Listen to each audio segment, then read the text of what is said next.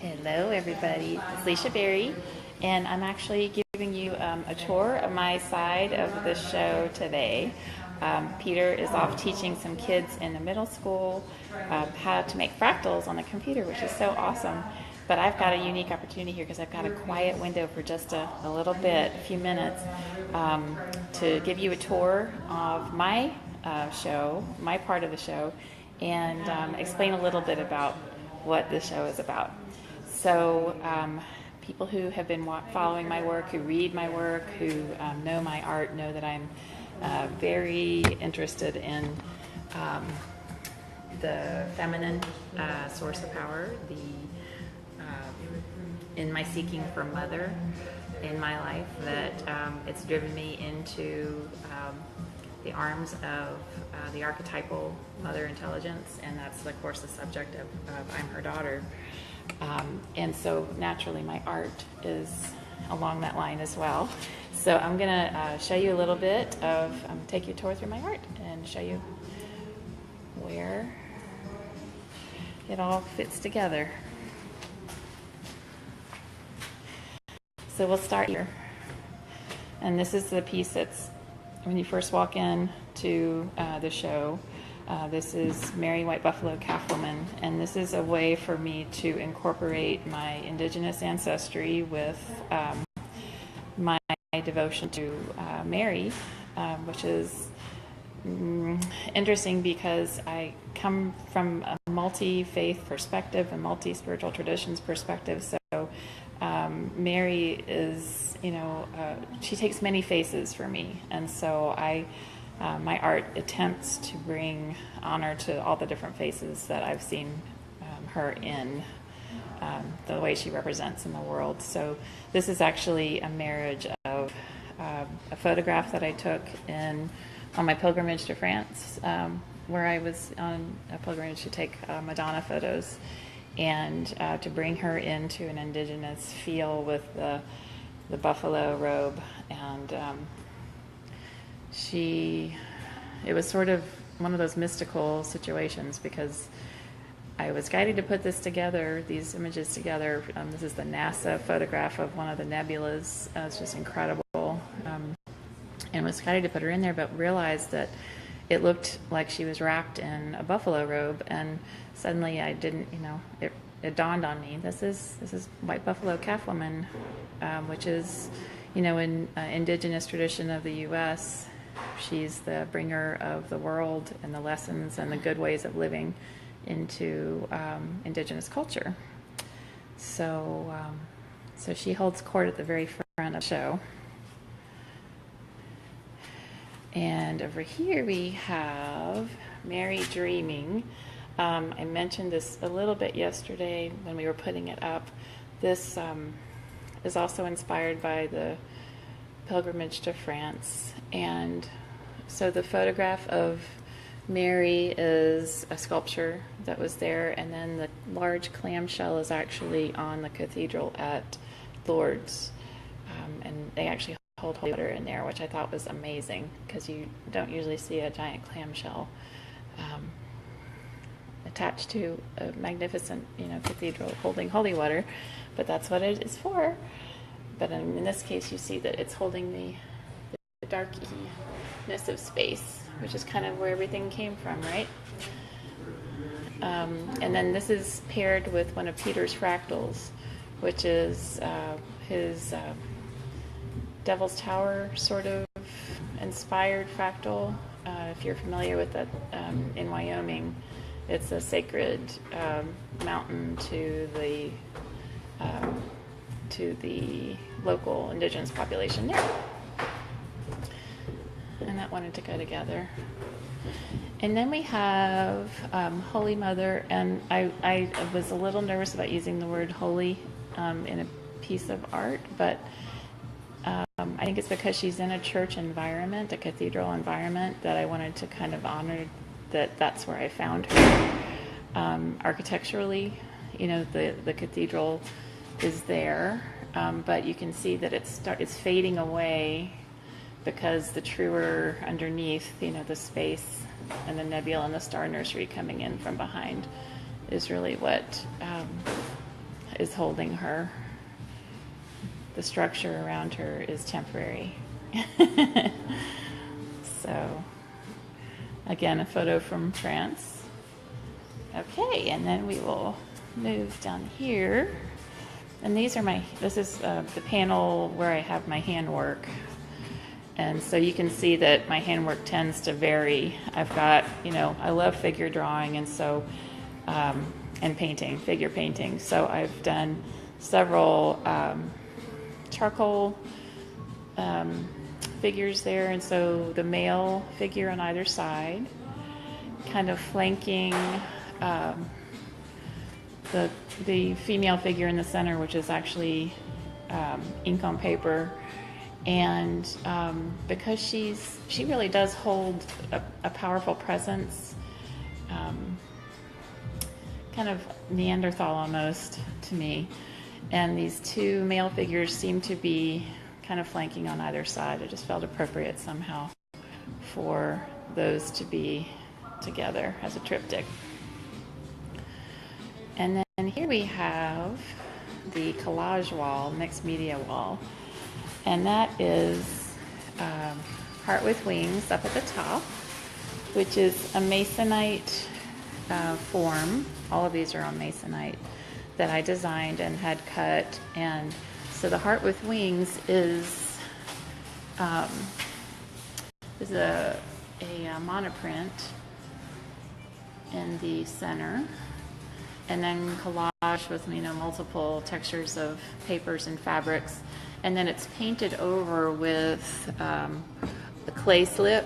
So this is actually earth watered down and painted on top of the Heart with Wings. So it's really, we think of Heart with Wings and we think love, in action, love with wings. They're 20. Yes.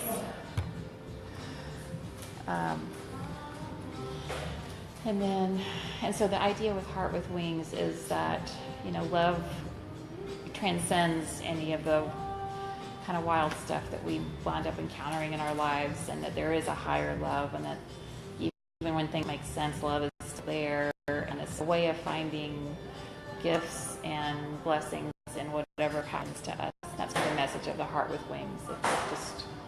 It overcomes, it transcends.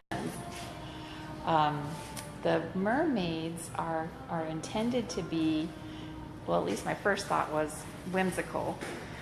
But it turned out that they're kind of deep too. Big surprise, right? So the message is intended towards deeper upon further examination. So I'm going to zoom in on each one and show you the messages in each of these. So this is Mermaid 1. She's the healing mermaid. She's kind of shamanic, indigenous medicine, but also very much centered on heart because she's covered in green. There's just so much green on this one. And so she's like heart, heart, heart, healing, healing, healing. And turquoise is a healing stone, and that is all up and around her, what would be her heart chakra if she had a heart chakra. And to me, the face that wanted to be on this one really shows a lot of compassion. So perhaps this is a face that, shows a lot of compassion for people who've been through something challenging. And so she is the face of a healer. And that's where that impulse comes from, I think, from all these stones and gems that are about healing on her. So that's the healer. And then we have Mermaid number 2, and she's really about inclusion. Love is definitely the theme, but love in the form of inclusion. And this became evident to me after seeing what tested, positive to be on her. This painting is from, I believe it's the ceiling of the Sistine Chapel. It's about judgment. It's about whether people get into heaven or not. And I see some evidence here and there of cultures that are more inclusive, and I wonder if this is just about tending to making right what's not been made right, and being inclusive instead of exclusive, and the love, in that.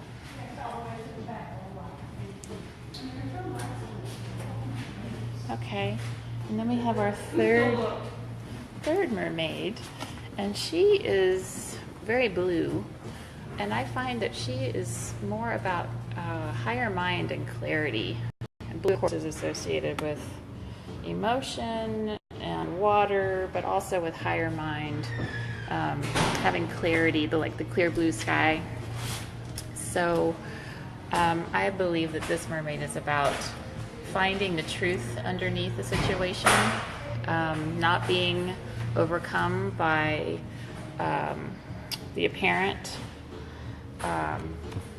what looks to be going on, but actually seeking the truth underneath and transforming it so that we can know really what's going on, have accuracy about what's going on. Okay, and over here we have another handmade piece. This is called the Alif Study, and this is a linoleum print that I did, ages ago in 1988. And again, the reason that we included some of the handmade in this show is that this show is about art and technology, and there's intended to be a divine marriage. And so it was important to bring hand pieces in here as well as digital pieces, because that's the whole point, is a way of blending what appears to be two opposites into one thing, one seamless, art form. We, Peter and I both believe that art tools can vary, and so we both experience using hand techniques that we learned in art school. We're both classically trained and have BFAs, but using the digital format as a tool as well, and even bringing our hand art into the digital format. This is the Lifegiver. This is Mother 5 and Mother 1. And these are mixed media printed on metal prints. Here is another photograph from France, from Lourdes. This is a mother and child, Mary and Jesus. But included in that is one of Peter's fractals in her robe, and then Jesus' robe as well, one of Peter's fractals, and then a tiny little drawing from one of my children. It looked to me like a heart and two birds, and that's what this one is called, a heart and two birds. And this is Maria of the Roses, so you might recognize the underpainting, which is Mary White Buffalo Calf Woman. But I love the Latin Dia de los Muertos holiday. I love the concept of honoring our ancestors and interacting, having a relationship, giving acknowledgement to them. And so she's a nod to Dia de los Muertos. And then here we have another hand piece, and this is an acid etching that I did in 1988 called Porch Ladies, Southern Magnolias, with one of my photography exhibitions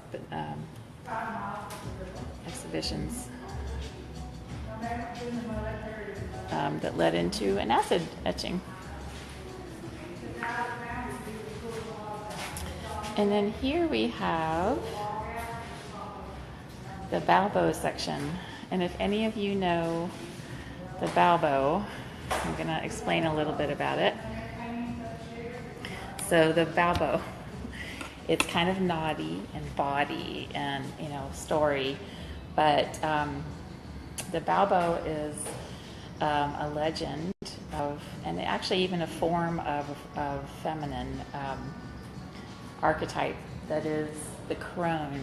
Okay, so she's like the wise old woman who wanders around and everybody kind of thinks she's crazy. And so there's this conflict. This is how the story goes. There's a conflict. There's some kind of major thing going on. And everybody's freaking out and everybody's been out of shape about it. And she comes along like, here I am. I'm just, oh, you don't mind me because I'm just, a crone. Nobody pays attention to me, kind of thing. And she lifts up her skirts in front of everybody and is naked underneath her skirt. And so she's flashing everybody, in this environment. And it shocks everyone so much that they start laughing. And they just start laughing uproariously, and suddenly the conflict is resolved. So this wise elder woman uses her unique technique to break the tension, to break the conflict, and then the conflict is resolved. So as much interesting times as we're living in right now, there's a lot of conflict, a lot of tension. She wanted to be in the show, and so she's in 2 of these pieces. So I'm going to show you where she is in these pieces. If I can get this thing to turn around. There we go. So this is the Flower Balbo, and this is the statue here, the angel, is a photograph I took in France. This Balbo is an old, an archaic piece, a prehistoric piece of sculpture that I wrapped into the angel, like underneath the angel, to kind of, again, marry 2 opposing concepts. Like, a lot of people might say, well, that's just really dirty. And then there's this holy angel. But to me, this Balbo serves a very important function. The resolution of conflict, the creation of humor, so that people can break from the trance of tension and conflict to have peace again. And I think that's what this piece is about, is really about peace. And then we have the Zen Butterfly Balbo, and this one is even more in your face. So we have the Zen, the dreamer, the sort of who's dreaming the universe into being, perhaps, as we see all these universe, images on her. And then the Balbo opening up and actually birthing transformation, birthing the butterfly, which is a symbol for transformation. So this, I anticipate that this section that I'm showing you right now will get the most controversial comments in the show. So then we have the gold figure, and she's hand drawing ink on paper that I took into a digital format and pulled Peter's fractals in, which is the throne that she's sitting on, and also different of his fractals for her skin. And then I sampled a raven's feather, raven's wings, and pulled raven's feathers into her hair and behind her as if it were a headdress, and some lava rock, and ashes. So gold figure, metal print on metal. And then this is Lady Landscape, and this is another one of my charcoal figure drawings that I then photographed and brought into a digital format using Peter's fractal. The green is one of Peter's fractals. And then the landscape underneath her is also one of Peter's in the show, a Western landscape. So she's almost as if she's part of the mountain range. And this is a reference point to indigenous philosophy, and I really feel in my body, I really feel the truth of this, that we are the land. All right. So then we have the Contemplative Bader. This is another one of my hand pieces, charcoal drawing of a female placed into a surreal landscape where we've got one of Peter's fractals here. I've put her into one of Peter's fractals and then sampled in an antique landscape that has a decidedly Asian flair to it. And she just looks like she's, kind of gazing off into the distance. So we call her the Contemplative Bader. And that is also a metal print. And then we have Victory. And this is actually an older mixed media piece that I did when I was going through some pretty intense healing work. And I looked at this image, and it gave me strength sometimes. So she's on a giant metal print now. And you can see there's a little outer space in the landscape kind of wrapped into the shadow of the mountains. And she's also available on the print too. And then we have Our Lady of Guadalupe. This is a photo of a sculpture in Lourdes, France, that I brought into digital format to make her gown, a space picture, a NASA picture, and then another NASA picture behind her, as if she's kind of emerging from a nebula. I love Our Lady of Guadalupe. I call her my Lady G. She's the OG, the original Guadalupe. Ha ha ha ha. And this is Our Lady in Red, and this is the one that got attention. In fact, that's what got me the show. This is a photograph I took at Lourdes, France, of Our Lady of Lourdes. And if you look close, you can see she still has crown, and tack is kind of hard because there's a little bit of glare, but here on the print it's very obvious. And there's some of the architectural structure from the cathedral in Lourdes, but I wrapped in the red image from NASA because I just felt something that there needed to be a marriage between this beautiful, pristine Mother Mary figure with the earth and the indigenous road and the groundedness and blood and love, and all of which to me are very much represented by red. So she's like this very grounded High Mother. That's Our Lady in Red. Also available on metal print. And then my crowning piece, you guys might remember this one. This is the Mother of the World. And I'll show you close up, but I want you to look at it from the back because she's 8 feet tall. She's a masonite form that I was actually modeled after my body. I laid down and had my husband trace around my body. And so we had that cut out, and then collage and mixed media on her. So those close up in here. We have obviously inspired by Isis. It's because I was really strongly I'd find an Egyptian mask that was actually smiling. And in looking through the Egyptian masks that are available, the images of those, there are very few that are actually smiling. This is the one I found. And so I got that one and then drew. She got a lot of gems on her. There's garnet, there's moonstone and pearl. Her skin is made of hieroglyphs, Mayan and Egyptian. There are fossils. There are cave paintings. So she's literally made of the ancient world. Bronze Age artifacts. And then her gown is actually one of Peter's paintings. One of his system's paintings is her gown. And then her heart is covered by coral, and I found that to be kind of a hearkening to the sea. You know, the life of the earth is the sea, and we really need to be taking care of the ocean, and that's her heart. You know, the sea is her heart. And then, of course, this awesome stuff that I found, this fabric is her mantle. And when I have more room, you can spread it all the way out like she's got wings.